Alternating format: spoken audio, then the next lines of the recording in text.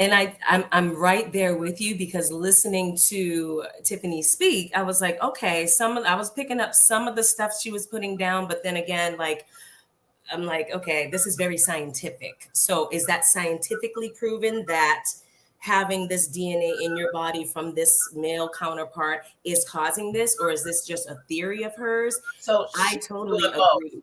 It's She was doing both. She was doing yeah. spiritual and she was trying to do scientific. And I had to look up the word myself.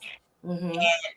There's not a lot of evidence yet to Yeah. prove what she's saying Yes. scientific. Not that it doesn't necessarily mean it's off, but they haven't done Hmm. enough study to it to be able to make it sound and to be able to say yes, that's what's Yes. happening. Yes. Yes. Dr. Charm, what was your reaction to that video? I mean, first the headline is a little deceiving because I was just kind of like, okay, what is the latest Kool-Aid that Tiffany Haddish has been drinking? Because she always speaks out of pocket.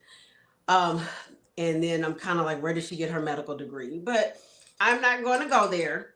I will correct some of what she's saying. So first off, it's called maternal fetal microchimerism.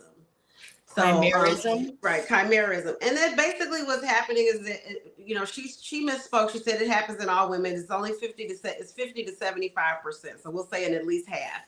That basically, there's a gas exchange, there's blood exchange, nutrient exchange that's taking place between the mother and the fetus.